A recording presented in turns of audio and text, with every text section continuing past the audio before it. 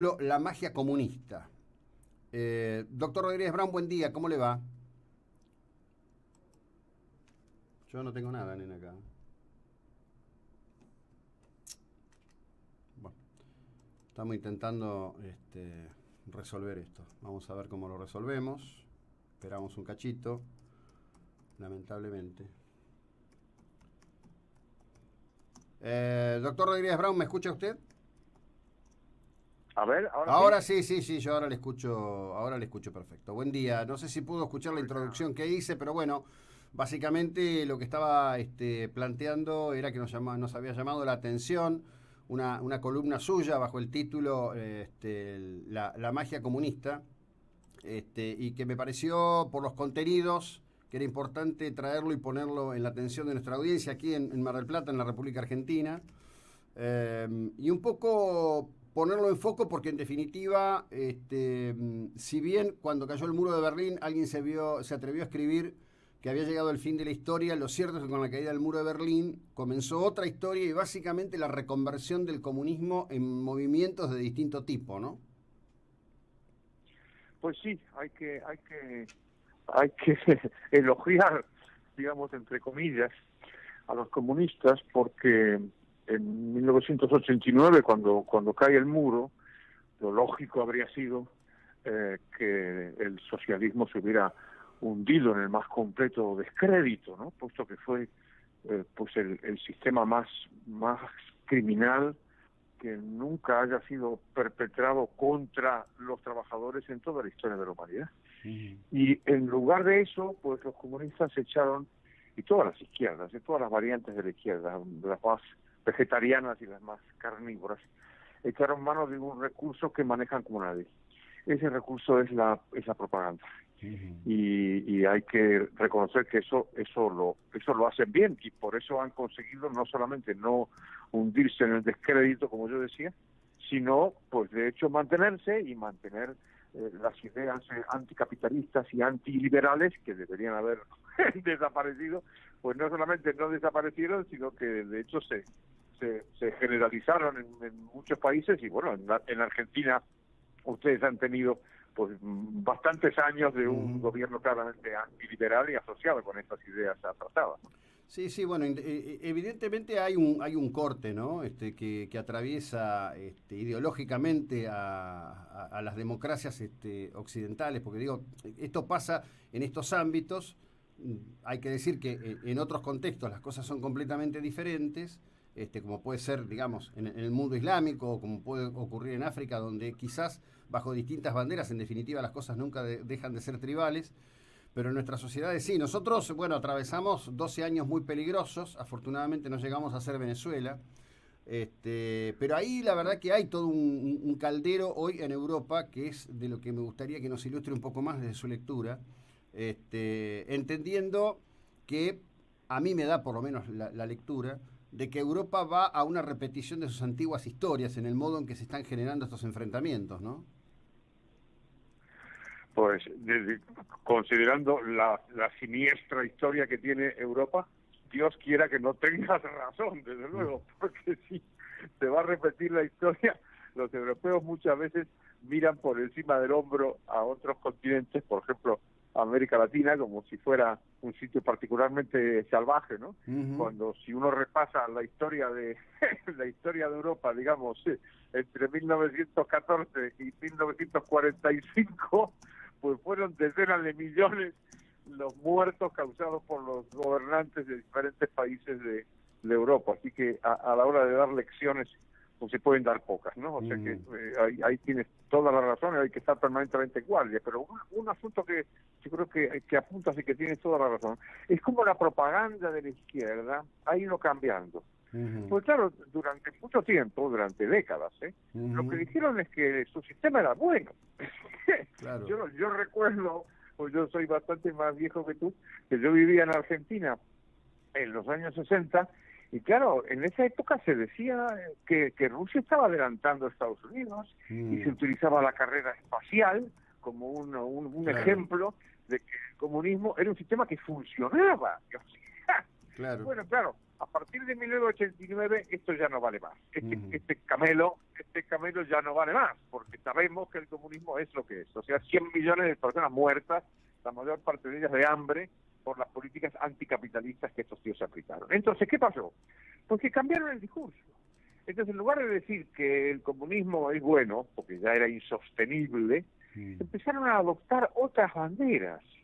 Por ejemplo, el indigenismo, el feminismo, la lucha contra las desigualdades, el medio ambiente, todas banderas que no había recogido el comunismo antes o no las había recogido con entusiasmo. Claro. Y ahora son los grandes adalides de todo esto. Incluso, nos podemos llevar las manos a la cabeza, son adalides de la defensa de los derechos humanos. Así es. Cuando no han hecho otra cosa que violarlos. Sí, bueno, justamente en la salida del proceso en el 83, cuando se comenzó realmente todo un movimiento de activación que buscaba que se llevara a las juntas militares de gobierno a juicio, a mí eran mis inicios en el periodismo. Una de las cosas que me llamaba poderosamente la atención es que casi todos los grupos que activaban, pero en particular en la Asamblea Permanente por los Derechos Humanos, estaban los dirigentes comunistas locales, ¿no? Y yo decía, pero ¿cómo? Si este Partido Comunista es el único que no fue proscripto por Videla, es el único que sacaba comunicados a favor del gobierno de Videla, es el único que celebró los acuerdos de Videla con la Unión Soviética por la venta de trigo cuando el embargo de Reagan, digo, y estaban ahí pidiendo que se juzgue a los otros, ¿no? La verdad que los tipos en eso tienen una maleabilidad fenomenal y son unos caraduras seriales geniales, ¿no? Desde luego que sí, desde luego que sí. Y en eso debo decir que los europeos han tenido una actitud muy poco responsable con respecto a América Latina. Primero por ese paternalismo al que te hacía mención antes, ¿no? Que consideran que los países violentos son otros, no como si ellos no hubieran hecho nada, ¿no? Pero después tuvieron esta cultura de romántica, digamos, de la revolución, ¿no? Yo siempre les digo a mis amigos de la izquierda en Europa, a vosotros os gustan las revoluciones, pero no aquí, ¿eh? O sea, aquí lo que queréis son instituciones burguesas, prensa libre, democracia, no sé qué, pero las revoluciones, si son en Cuba o en Venezuela o en Bolivia, estos os parecen pintorescos, ¿no? Esto me parece un paternalismo muy considerable. Y se reflejó en la situación de los derechos humanos en las últimas décadas. Un personaje paradigmático en ese sentido es Baltasar Garzón. Claro. El ex juez Garzón, muy amigo del régimen kirchnerista, como sabes perfectamente, es un héroe de los derechos humanos. Y alguien me dirá, bueno, es porque persiguió a Pinochet. No, no es por eso. Es porque persiguió a Pinochet y al mismo tiempo nunca jamás le tosió a Fidel Castro. Claro. Nunca. Es decir, el tipo actuó como si en Cuba se respetaran los derechos humanos. Esta es la trampa, es una doble trampa. Es decir, por un lado señalar a Pinochet y después olvidarse de Fidel Castro. Los comunistas llevan 50 años masacrando a los trabajadores de Cuba y el juez Garzón jamás les prestó atención. ¿No te parece notable? Bueno, es notable, es una cosa que señalo, inclusive en conversaciones que he tenido. Nosotros estamos sufriendo ahora el tema del movimiento mapuchista en Patagonia, Argentina. Y yo siempre recuerdo que todo el tema de los pueblos originarios es un invento de Castro, que lo crea cuando se cumplen los 500 años de la llegada de Colón a las Américas. Después podemos discutir si descubrió las Américas o se las chocó, que es otra historia. Claro, ¿no? Y Castro lanza toda una campaña muy fuerte. Empieza a hablar del genocidio, que es una figura caprichosamente llevada hacia atrás en la historia. Y se va armando todo este esquema. Y uno ve cómo funcionan todos estos grupos. Y no estoy para decir que aquellas personas que son descendientes de grupos que estaban en estas tierras antes de la llegada de los europeos no tengan derechos, pues demos todos los derechos que correspondan, pero se consiente una actividad de carácter bélico, criminal, y se pretende travestirla de romanticismo en una lucha popular por recuperación de derechos, ¿no? Es muy perverso lo que se hace en estas cosas. Efectivamente, es una perversión, pero que encaja en este proceso de recuperación de las ideas antiliberales posterior a la caída del muro de Berlín. Debo decirte una cosa, en esa campaña se vuelve a recuperar una actitud muy anti-española, que es la famosa leyenda negra, ¿no? Claro, sí, que es la idea de que el imperio español fue particularmente salvaje y brutal, ¿no?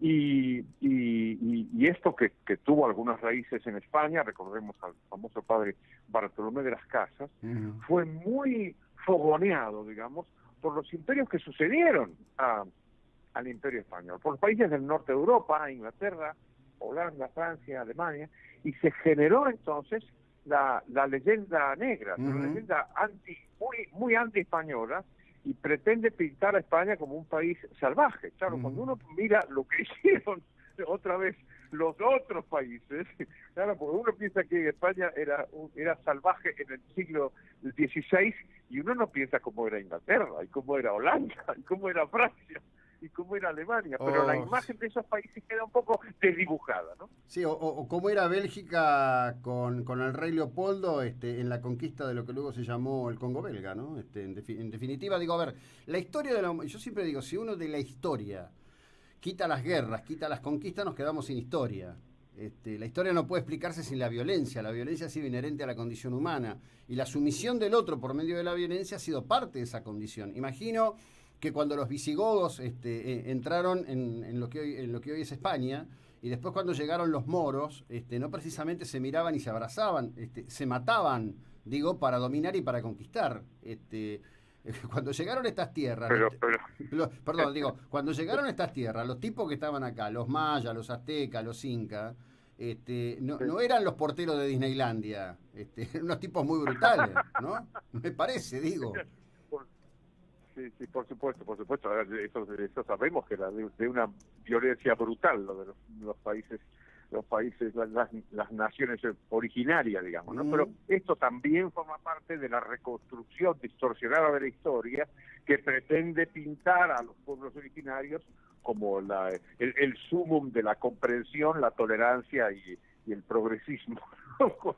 Frente a los bárbaros europeos, ¿no? Es una mentira, pero en fin, las mentiras también tienen consecuencias, y una de las cosas que yo he visto en los últimos tiempos es que existe un lento movimiento que intenta contrarrestar esto. Sí. Todavía, como siempre, es muy difícil, digamos, combatir el pensamiento único, y recordemos que la izquierda pues controla mucho el mundo de la cultura y de los medios de comunicación, pero pese a ello, y la universidad, por supuesto, que te voy a contar, pero pese a ello, yo no, desde luego en España yo lo estoy viviendo, digamos, que empiezan a aparecer trabajos, profesores que se atreven a discutir el pensamiento único. Yo no sé si esto se está produciendo también en la Argentina, pero en España sí se está produciendo, y yo creo que es una buena noticia. Sí, creo que en ese sentido, a ver, me parece que, bueno, de alguna manera, aunque hoy está la instantaneidad de la conectividad, ciertas cuestiones en países como Argentina, en líneas generales,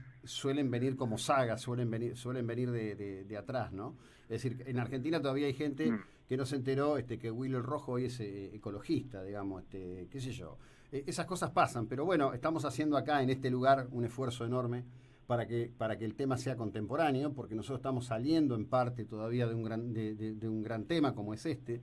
Todavía en Argentina falta que se avance con coraje para reconocer jurídicamente que las organizaciones armadas eran organizaciones criminales que cometieron delitos de lesa humanidad. Es decir, esto hoy ya es un poquito más asequible. Hace unos años soy una de las pocas voces en ese sentido, te decían absolutamente de todo. Pero me parece que lo que hace falta es coraje cívico para enfrentar los hechos y no asustarse por lo que diga el otro, ¿no? En definitiva. De cualquier lado... Desde luego que sí, desde luego que sí. Ahí fíjate que hay otro contraste que podemos establecer desde el punto de vista europeo, que es el que yo conozco más, porque vivo en España desde hace más de 40 años, ¿no? Y es cómo se tratan a las organizaciones terroristas, ¿no?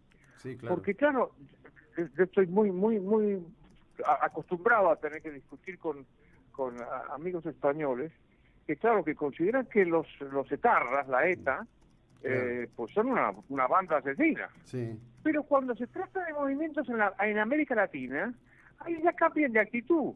Y ahí les parece que, bueno, más o menos si tú ejercías el terrorismo contra Pinochet o contra Videla, no sé qué, pues entonces ahí está como justificado. Es bastante curioso esto, ¿no? Porque otra vez es una muestra de paternalismo, como si no fuera violencia terrorista en todos estos casos. Sí, además con un dato para señalar, ¿no? La violencia central de las organizaciones armadas en Argentina se ejerció contra el gobierno constitucional de Perón e Isabel Martínez, y prácticamente las organizaciones quedaron liquidadas para el momento en que el golpe de Estado se produjo en la Argentina, porque lo que vino después fue efectivamente una suerte de cacería en donde, o a partir de donde, las organizaciones luego en democracia construyeron con una base de relato su martirologio personal. Es decir, en la Argentina se le vendió a las generaciones más jóvenes una especie de corte. Todo empezó el 24 de marzo del 76 y antes solo había un coro de ángeles desaforados que querían un mundo mejor. Si lo hubieran logrado, quizás Pol Pot hubiera quedado a la altura de la nada, comparado con Argentina. ¿No? Pero bueno, tienes toda la razón. Lo que sucede, fíjate, otra vez la comparación con España. Los españoles de izquierda son gente que critica a la ETA, naturalmente, porque son gente demócrata, pero critica a toda la ETA. Claro. No solamente a la ETA que mataba durante la democracia, sino también a la ETA que mataba durante la dictadura franquista. Claro. Que ahí la ETA perpetró crímenes muy llamativos, como nada menos que matar al presidente del gobierno, ¿no? Sí. Al almirante Carrero Blanco, con Franco vivo y la dictadura existiendo, ¿no? Bueno, y ahí no establecen distinciones, ¿no? Claro, el día que mataron a Carrero Blanco, no me olvido nunca de eso, había una peluquería acá en Mar del Plata. Los peluqueros eran 2 españoles exiliados republicanos. Ese día la gente pasaba a brindar corellos por el asesinato de Carrero Blanco. Fíjate. Sí, me acuerdo, yo era muy pibe, pero me acuerdo como si fuera hoy porque me impresionó, porque además, de alguna manera, como chico, como adolescente, me choqué con el disfrute de la violencia por parte de terceros, que fue muy parecido a cuando Montoneros asesinó a Aramburu en Argentina. Es decir, una cultura de aceptación, que hay una violencia criminal buena y hay otra que es, por definición, mala, ¿no? Digamos, como lectura general.